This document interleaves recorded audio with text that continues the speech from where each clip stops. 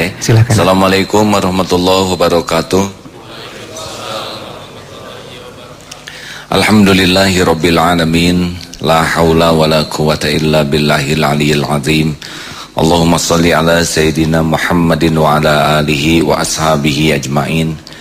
Semoga Allah yang menciptakan kita dan mengamanahkan tubuh ini, kita bisa rawat, kita jaga tubuh ini sebaik-baiknya, sehingga tubuh ini bisa membuat kita mengabdi kepada Allah dengan maksimal dan manfaat.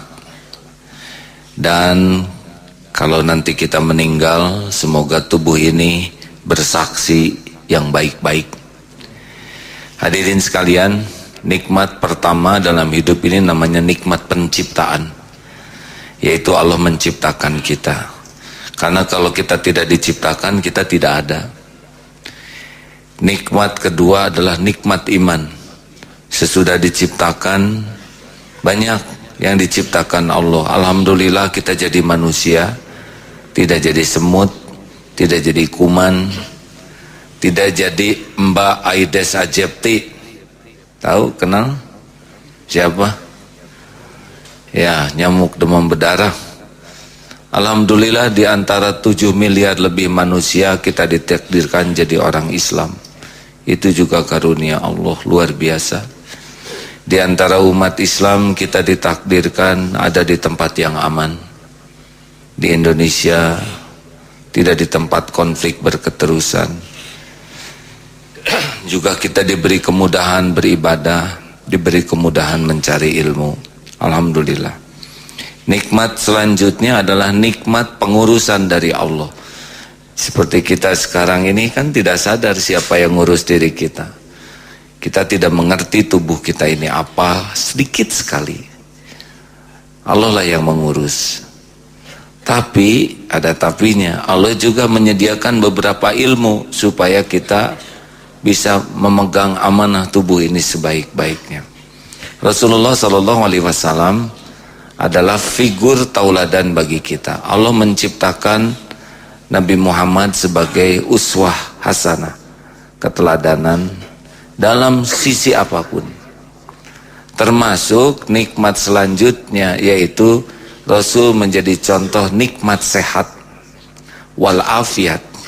Kalau sehat tidak cukup, karena banyak preman yang tubuhnya sehat tapi jadi malak. Banyak yang matanya sehat malah lebih suka melihat maksiat. Kita ingin sehat yang bisa membuat kita taat. Nah, inilah yang kita coba bahas bersama pagi ini dengan Dr. Gaga. Ini adalah santri angkatan tahun berapa dulu? Tuh 89 ya, waktu masih ngontrak di depan ya. Dari mulai jalan intendans, berarti dari mulai saya tobat dulu ya. Dokter, assalamualaikum Pak Dokter Gaga. Assalamualaikum warahmatullahi wabarakatuh. Ya, alhamdulillah beliau ini sekeluarga dulu.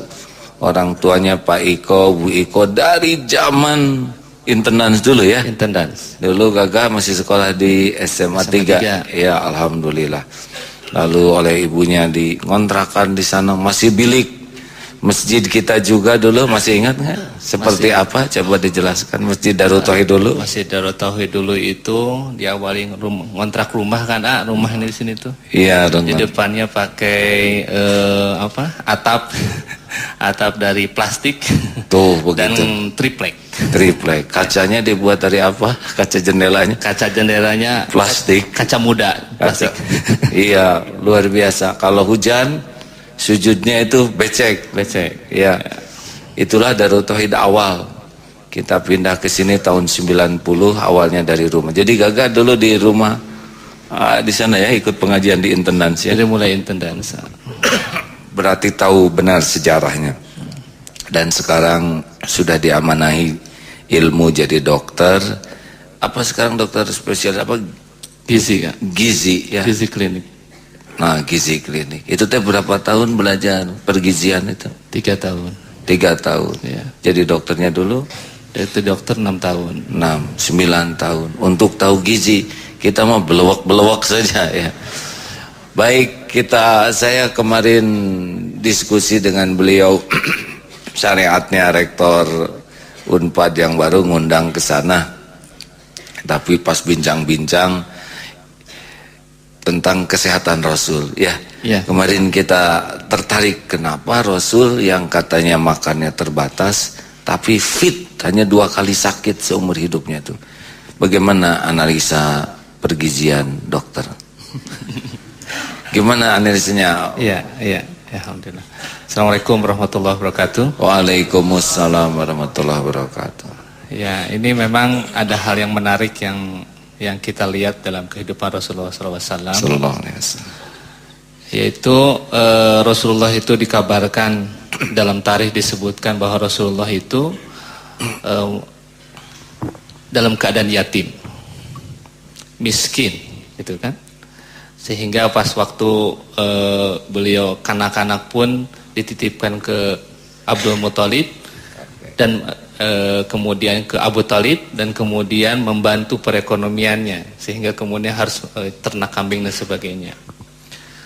Nah, namun dalam keadaan kesusahan kesulitan itu kita tidak pernah baca dalam tarikh itu bahwa Rasulullah itu tubuhnya pendek.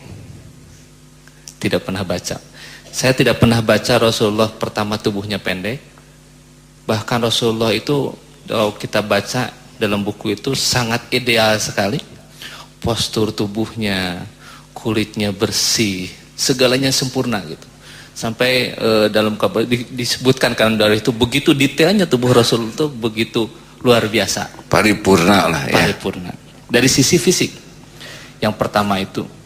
Yang kedua, Rasulullah itu juga sangat fit sekali. Sangat fit sekali sampai memimpin peperangan beberapa kali, 67 kali kalau tidak salah. Sampai masa tuanya pun demikian fit gitu ya. Itu yang kedua. Yang ketiga, Rasulullah pun dari sisi itu juga tidak pernah dikabarkan kelebihan gizi ya. Jadi saya tidak pernah baca, walau alam mungkin ada ustadz yang baca, Rasulullah itu gemuk atau perutnya mancung ke depan. Katanya Kimildi laki-laki. Langsung ditahan nih sebagian. Kimildi laki-laki hamil abadi itu nggak ada Rasul. Ya. Jadi meskipun Rasulullah kekurangan, disebutkan kekurangan dari sisi ekonomi, ternyata Rasulullah memiliki postur tubuh yang paripurna, sempurna. Dan juga di saat tua tidak pernah kelebihan gizi. Itu analisa saya. Dan juga tidak pernah Rasul disebutkan sakit yang berkaitan dengan penyakit kronis karena kelebihan gizi. Jadi penyakit nomor 1 sekarang itu ada di Indonesia bukan kurang gizi A, tapi lebih gizi. Jadi penyakit di Indonesia ini disebabkan bukan karena kurang gizi. Kurang gizi, tapi lebih gizi. Lebih gizi. Oh ini juga rada mirip ini bahwa penderitaan masyarakat Indonesia bukan karena biaya hidup, tapi karena gaya hidup. Betul. Ya. Dan penyakit ini, penyakit lebih gizi inilah yang menyebabkan penyakit jantung koroner sebagai pembunuh nomor 1 sekarang di Indonesia. Jadi pembunuh nomor 1 Indonesia itu bukan karena kekurangan gizi, tetapi gizi lebih karena kelebihan makan minum itu, dan itu berkaitan erat dengan gaya hidup. Nah stop, tenang ya. Ini kemarin menderita seperti yang kekurangan gizi. Tapi sekarang kita jadi tahu ya. Saya sedikit kupas. Ternyata Rasulullah SAW itu, ini maaf ya kepada yang kurus, yang gendut, yang sebagainya, yang pendek dan sebagainya, ini tidak berniat untuk menganggap ada kelainan pada saudara-saudara ya. Ini adalah obrolan supaya kita bisa meningkatkan apa yang bisa kita rubah. Karena memang ada yang udah garisnya kayak gitu. Saya juga nggak jangkung nggak ya.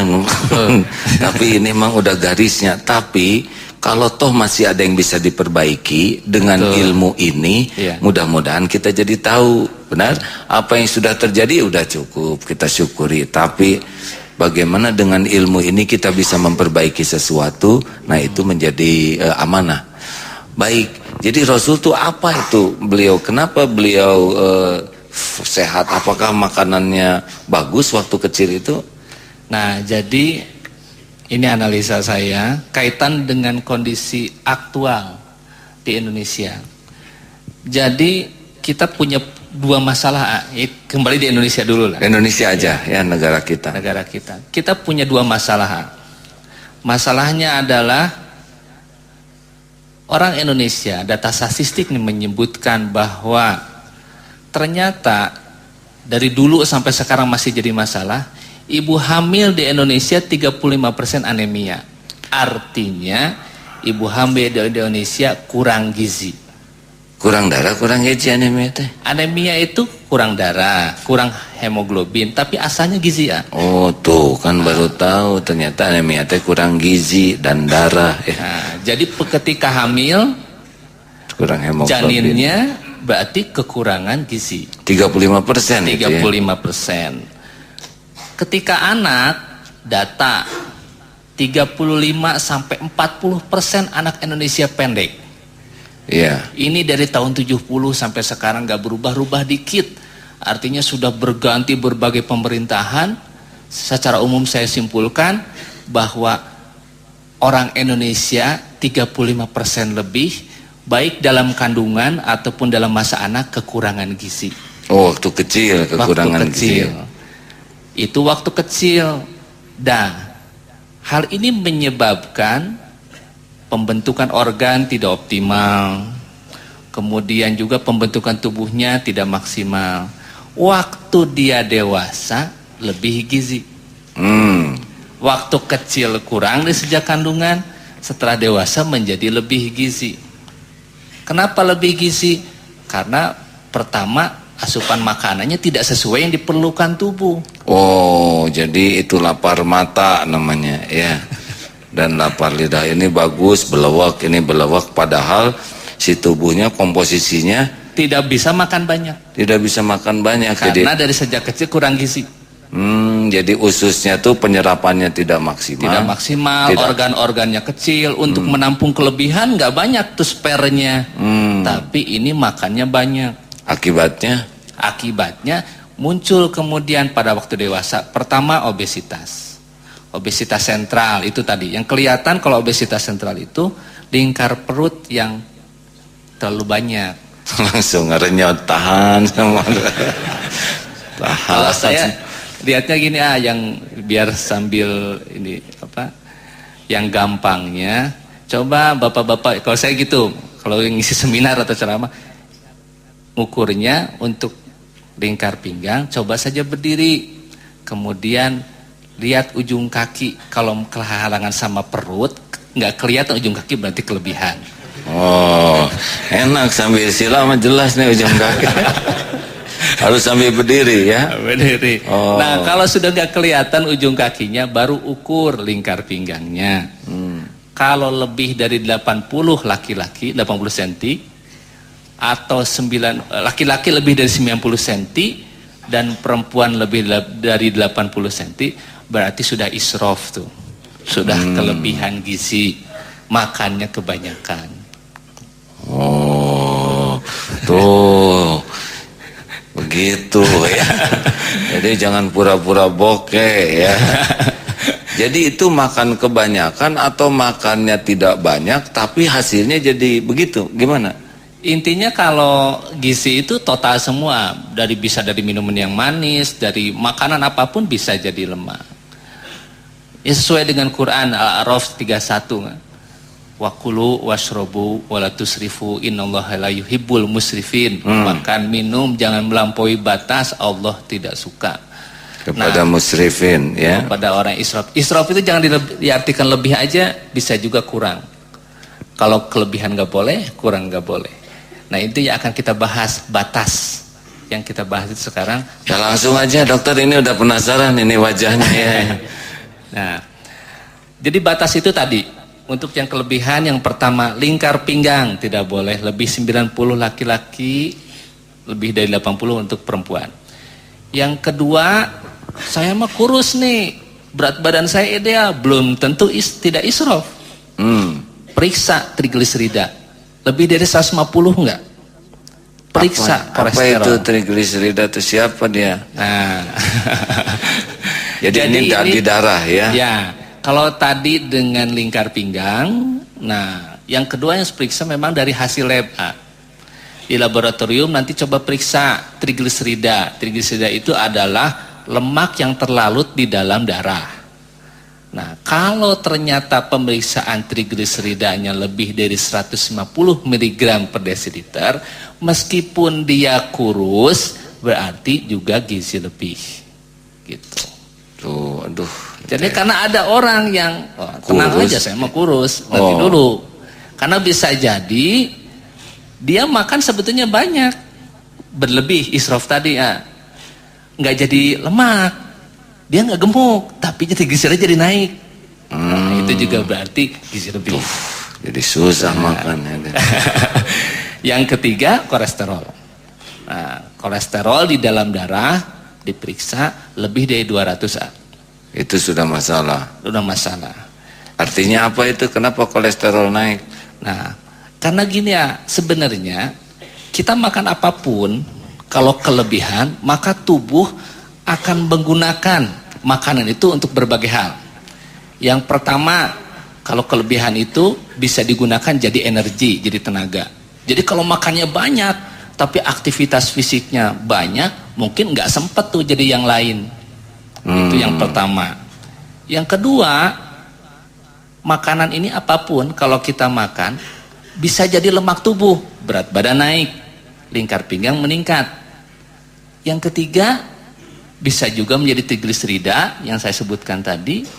Dan yang keempat, bisa menjadi kolesterol. Nah, ini setiap orang punya bakat yang berbeda-beda. Ada yang dia lebih makan, berat badan naik. Kan ada yang bilang, saya mah minum air putih aja jadi daging gitu. Ada yang begitu kan. Padahal bukan air putih, air es, air gula padahal gitu ya. Jadi yang pertama bisa jadi kalau dia makan berlebih itu berat badan yang naik atau lingkar pinggang naik. Yang kedua, berat badan sih tidak naik, tapi trigliserida yang naik.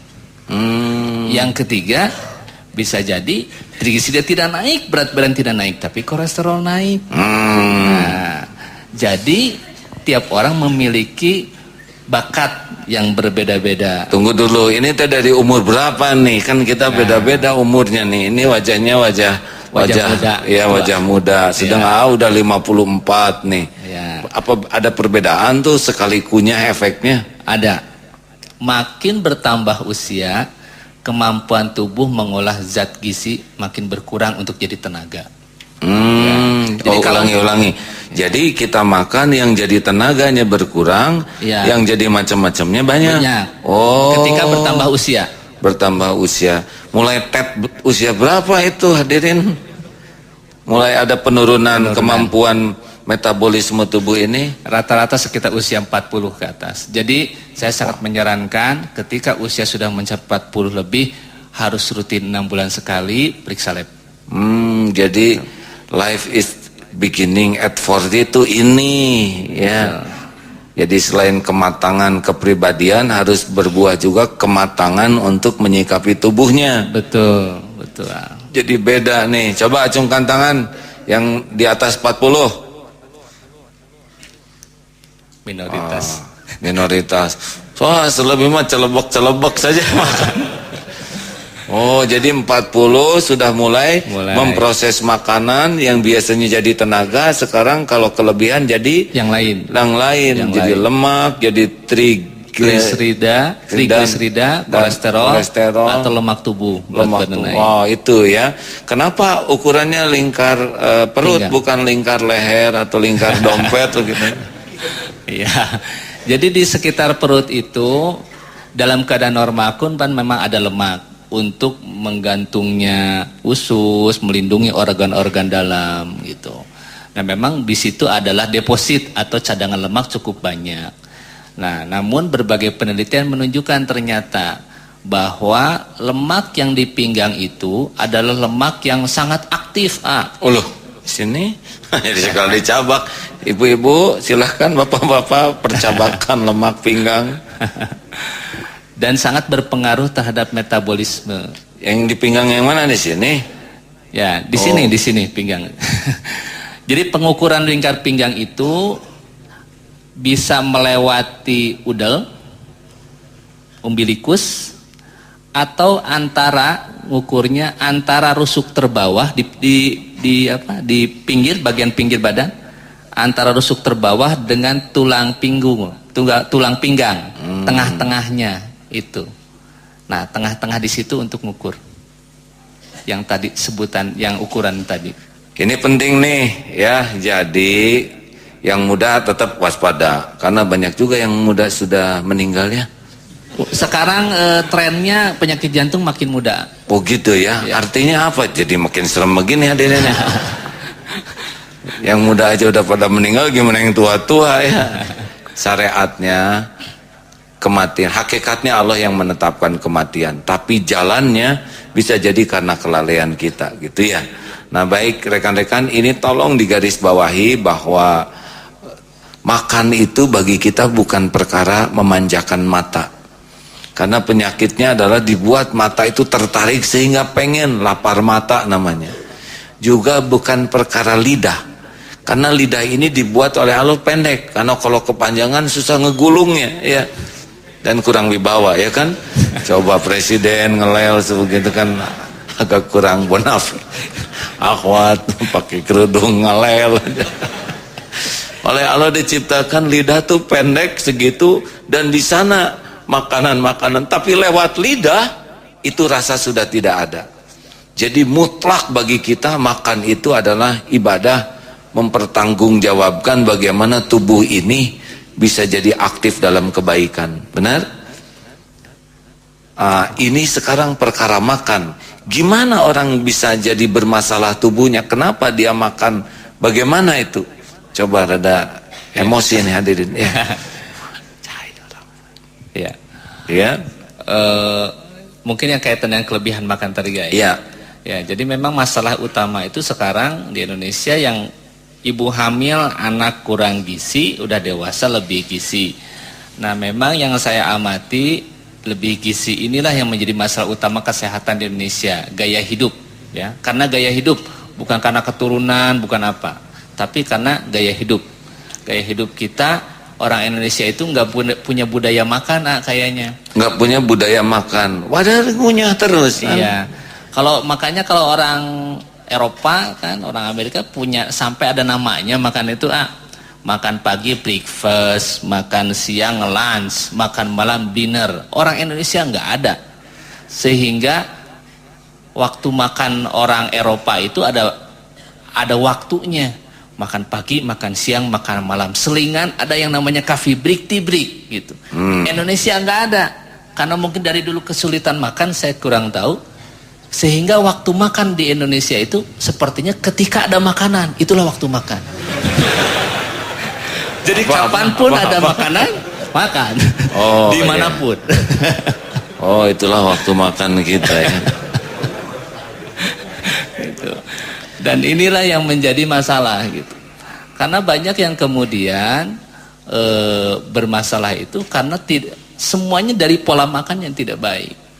Pola makan dan jenis makanan mungkin jenis juga makanan ya. Juga ya. Jenis makanan. Tapi tunggu dulu ini tenang hadirin ya.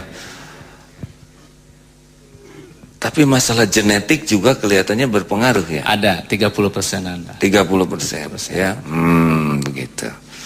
Karena orang-orang bule walaupun ini tetapnya tinggi kurang gizi, mungkin genetik juga. Genetik ya. juga. Ya.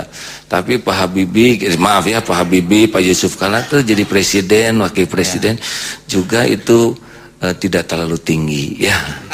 Mungkin itu genetik dan bukan kurang gizi jika namanya. Mungkin kurang gizi ya? Oh gitu ya. Tapi jadi presiden ya nggak apa-apa lah.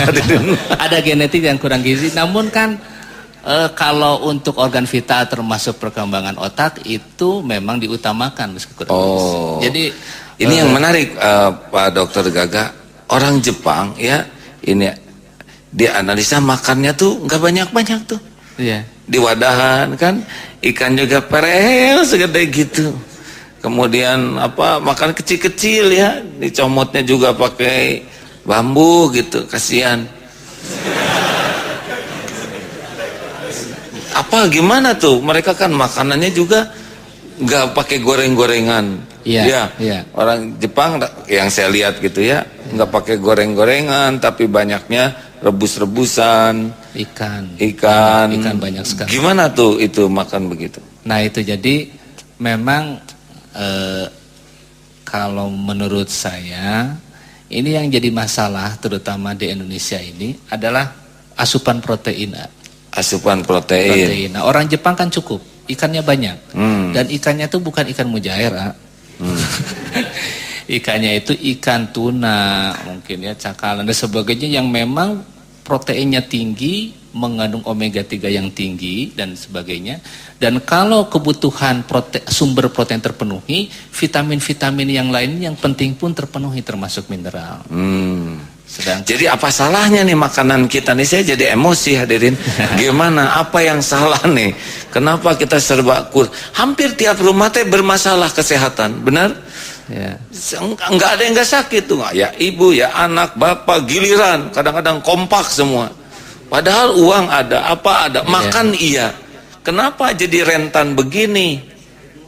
Sakit melulu. Nah ini coba jelaskan ini ya. Waduh, jadi heboh begini hadirin.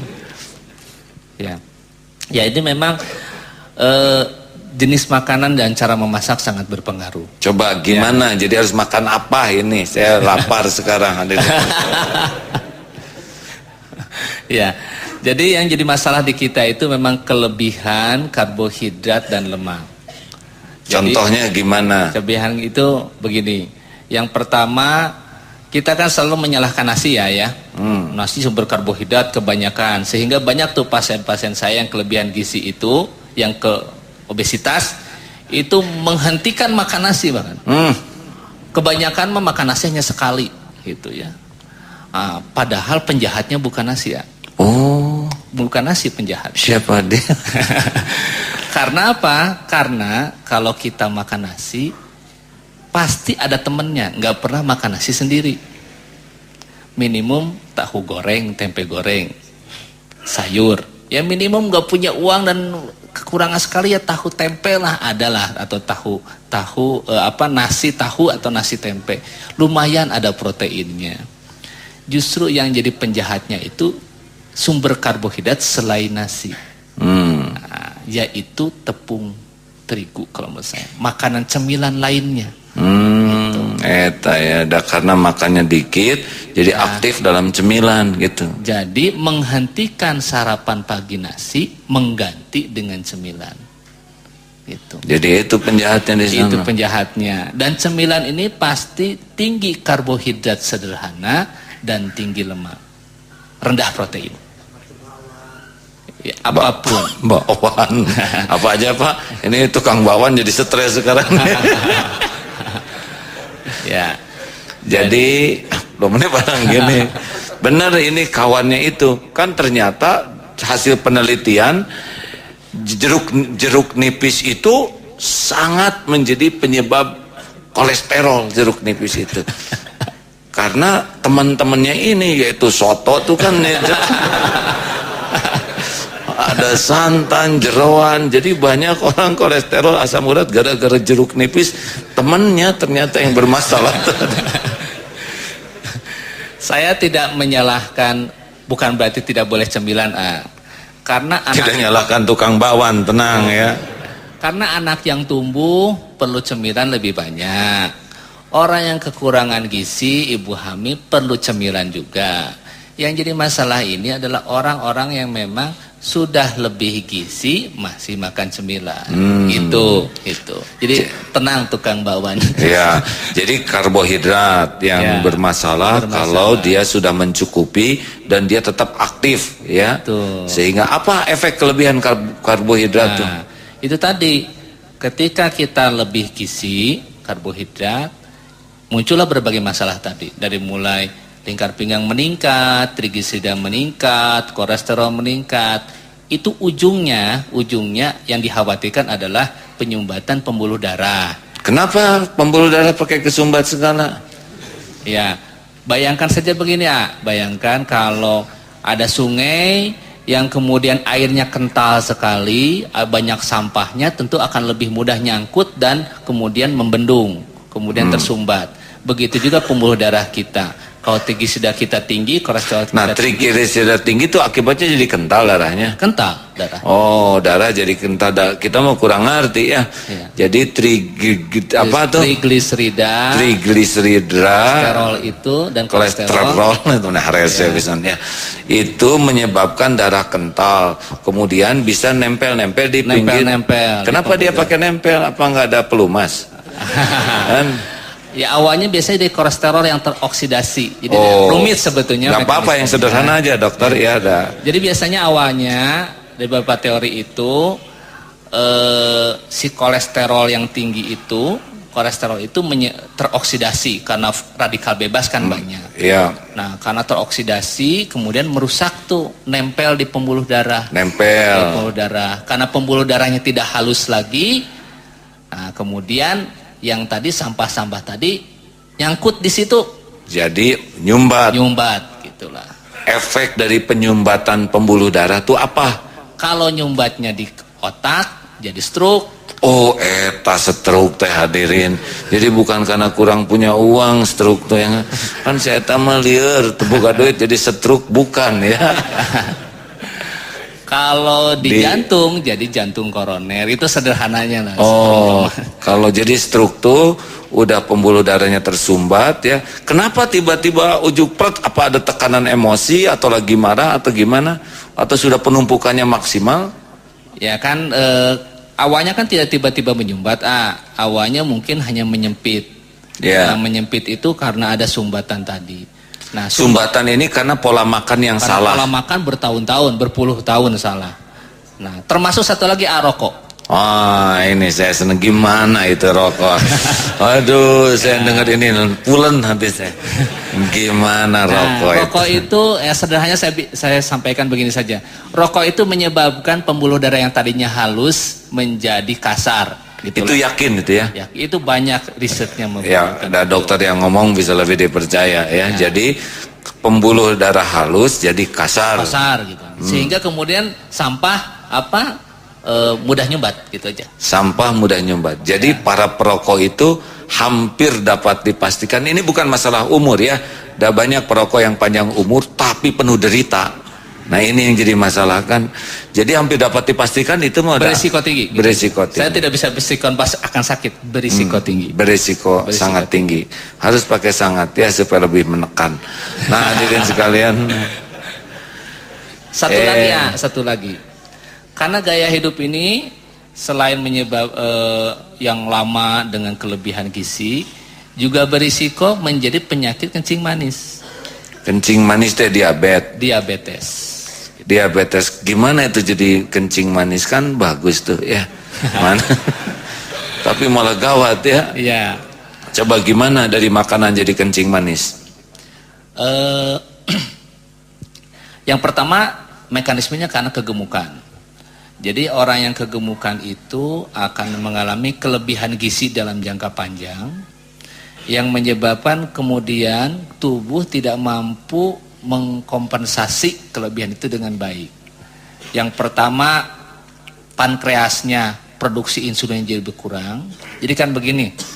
Oh iya, rada tingkat tinggi hadirin, tenang. Nggak ada ujiannya, tenang ya. Jadi setiap kita makan karbohidrat, gula darah akan naik. Ya. Nah, gula darah naik ini harus dinormalkan oleh tubuh, diturunkan dengan cara tubuh mengeluarkan hormon yang disebut insulin. Nah, insulin ini dikeluarkan oleh pankreas. Ayo catat ya, ulangan nanti. Terus? Nah, kalau seseorang itu dari sejak kecil, misalkan sampai dewasa, nggak berhenti makan karbohidrat, terutama karbohidrat sederhana, artinya kan tubuh harus terus mengeluarkan insulin dalam jumlah yang banyak. Lama-lama pabriknya kecapean, itu aja lah sederhananya. Iya. Nah, sehingga kemudian ya seperti mesin yang dipakai terus, kelelahan, sehingga lama-lama produksinya berkurang. Turun. Itu mekanisme pertama. Jadi semuanya pada mikir, tenang hadirin.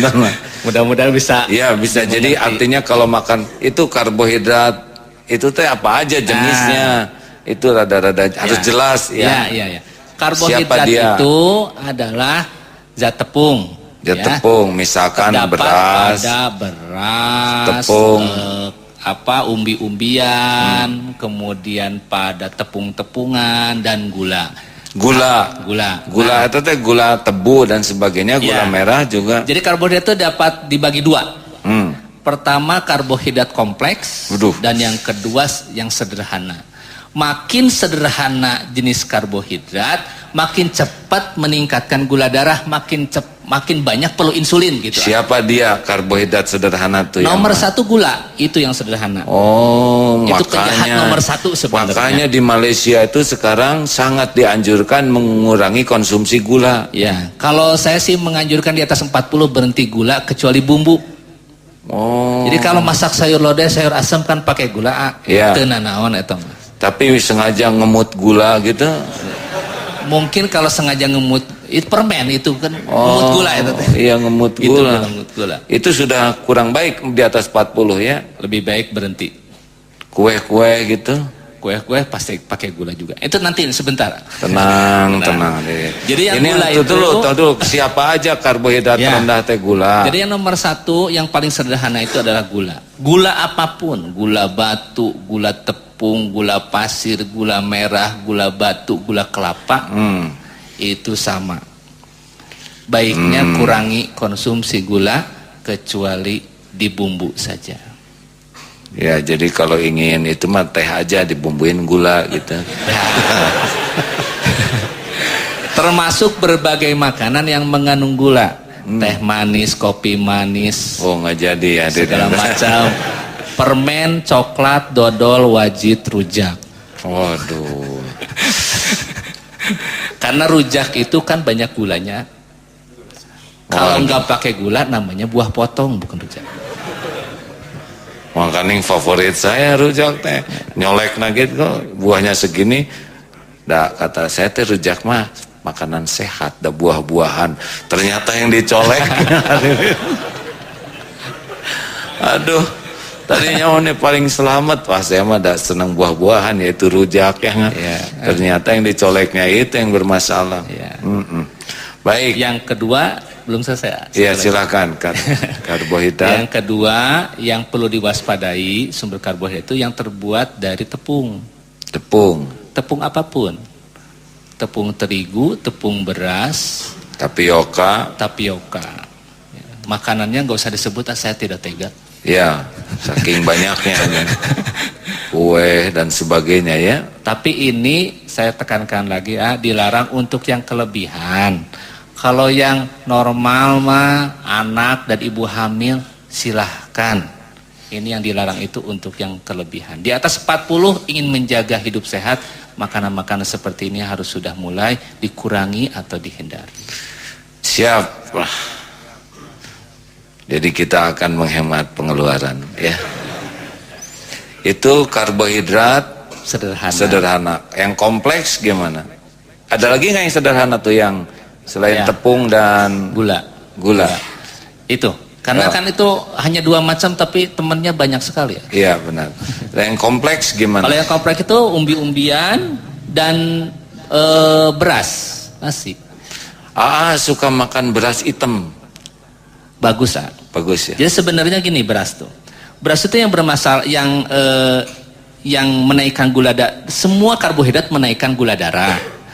Namun kalau makin sederhana, makin cepat naik gula darah, makin cepat perlu insulin begitu. Nah, kalau makan beras atau juga zat tepung yang lain itu lebih meningkatkan gula darah juga, normanya begitu. Hanya tidak cepat meningkatkan gula darah dan tidak terlalu banyak perlu insulin.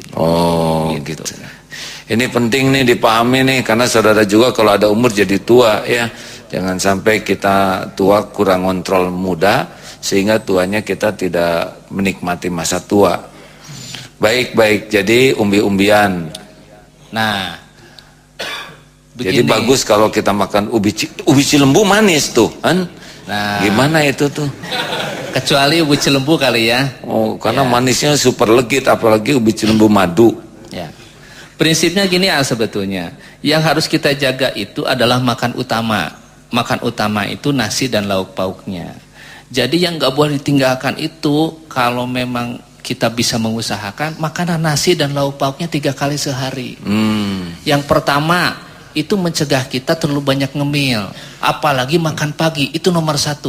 Harus sarapan itu harus kalau menurut saya.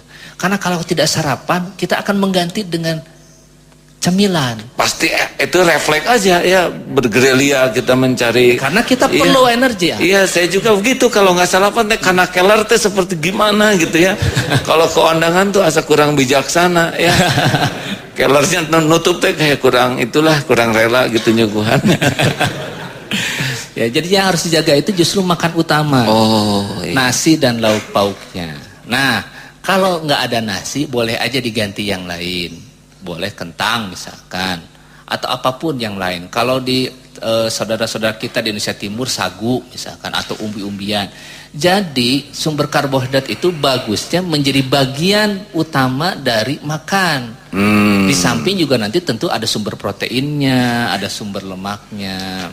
Oh, baik itu. Lalu ini kelengkapan lauk pauknya apa nih yang terjangkau, aman, tidak bermasalah? Ya. Kan tempe itu bagus. Bagus.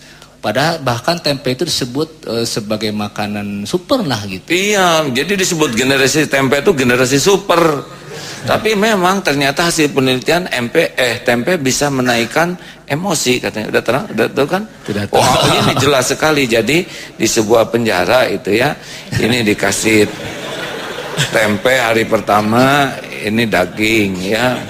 Terus hari kedua ini tempe, ini sate. Ternyata hari kelima tuh marah tuh, tempe lagi.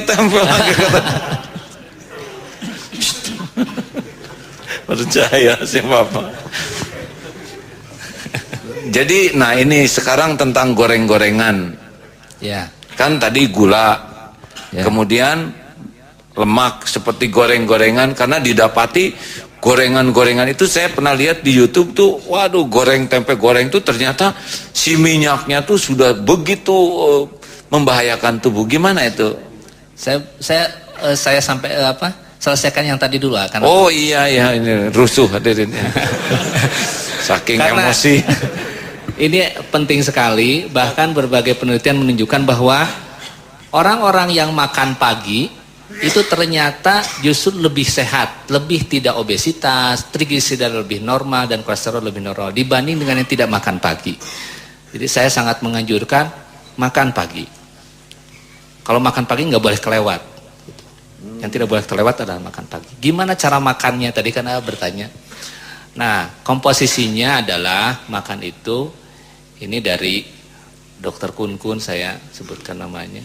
Jadi komposisi yang baik itu adalah pertama sumber karbohidrat, baiknya nasi kalau orang Indonesia yang biasa itu, atau mungkin yang lain sagu atau jagung. Yang kedua ada sumber protein hewani. Sumber protein hewani itu daging atau ikan atau ayam atau telur salah satu.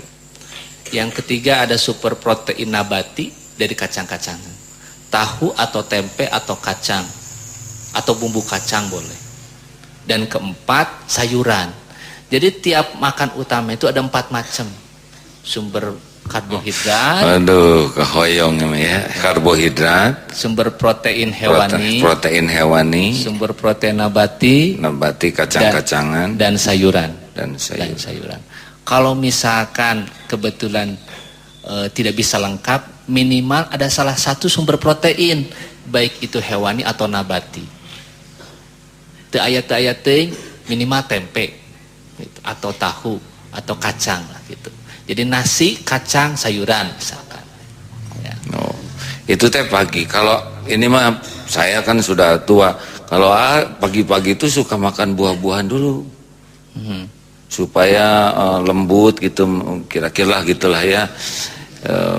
Di jus misalkan ya, itu gimana? Bagus tuh.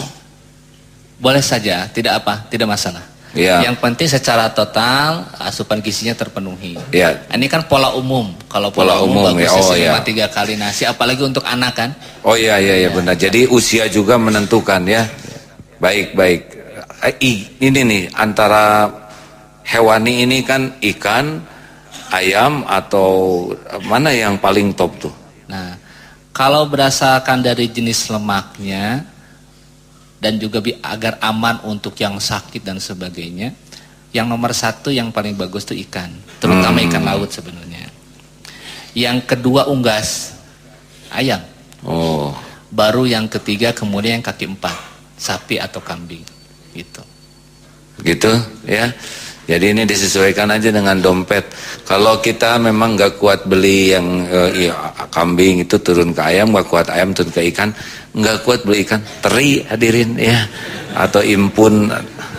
Teri itu luar biasa, teri itu kan proteinnya tinggi, kalsium tinggi. Jangan sembarangan ya. Jadi kamu ini kelas teri, nggak ngerti dia. Itu kelas protein tinggi dan kalsium. Kemarin ada yang ngasih ikan-ikan kecil dari Jatiluhur tuh. Iya. Wah, ternyata itu kualitas tinggi. Ya, memang masalahnya masalah dompet aja, kebeli atau enggak. Baik, ini menarik Pak Gaga, kita hanya tinggal 5 menit lagi. Yeah. Ada saran-saran terakhir tidak nih yang mantap gitu supaya para pendengar hati-hati dalam menjaga kualitas makan. Karena bukan masalah mahal murah ya ini ya. Betul. Ya, soalnya pertama kalau saya yang paling penting sekarang untuk menjaga pertumbuhan anak dengan baik dan untuk mencegah penyakit kronis, makanlah 3 kali sehari dan jangan pernah tinggalkan makan pagi, itu yang paling utama. Yang kedua, camilan untuk yang kelebihan berat badan dan mengalami masalah dan di atas 40 tahun sebaiknya dihindari atau dikurangi. Kalau untuk anak justru harus ada cemilan. Ibu hamil harus. Tetapi untuk orang dewasa di atas 40 tahun sudahlah kurangi atau hindari. Siap, kurang wibawa lagi ya. Aki-aki makan itu Pak, nanti ngemil gitu di jalan, aduh cireng, kurang terhormat lah Pak. Tapi kalau setengah malam iseng gitu gimana? Malam-malam iseng apa Pak? Setengah malam gitu bangun bersin sholat apa gitu ngemil tuh. Oh, malam-malam ngemil katanya. Ya, sebaiknya malam untuk istirahat bukan untuk ngemil. Ya.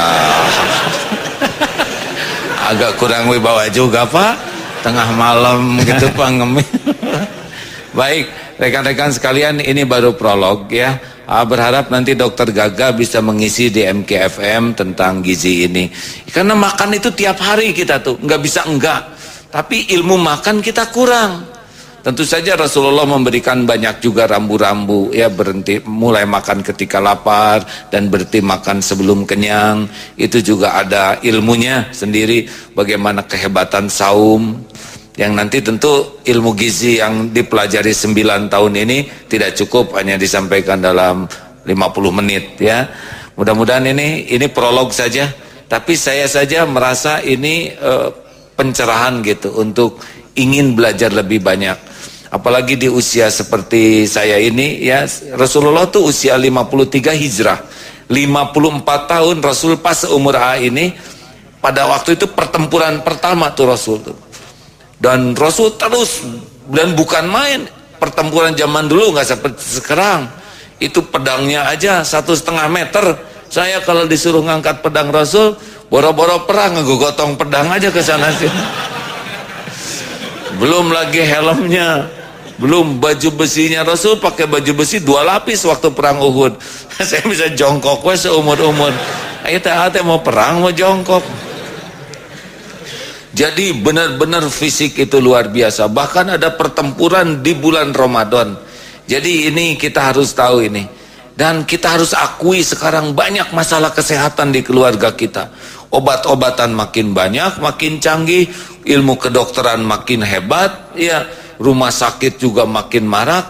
Tapi kita di tiap keluarga tuh sakit rutin. Padahal kalau kita benar-benar mengikuti ilmu bagaimana kesehatan, justru semua penyakit datang dari perut. Bukankah begitu, dokter? Ya, banyak sekali dari perut semuanya. Nah, begitulah. Jadi ini semoga tidak puas ya dengan obrolan ini. Ke depan kita buat kurikulumnya sehingga para pendengar yang makan itu makan pakai ilmu. Sehingga makan benar-benar membuat kita sehat dan jadi penguat ibadah, bukan makan jadi sumber penyakit. Begitu kan Pak Dokter?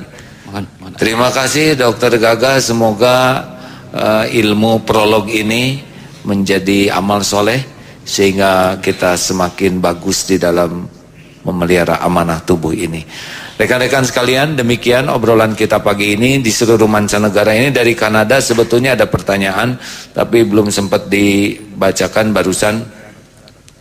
Ini acara disimak di seluruh dunia.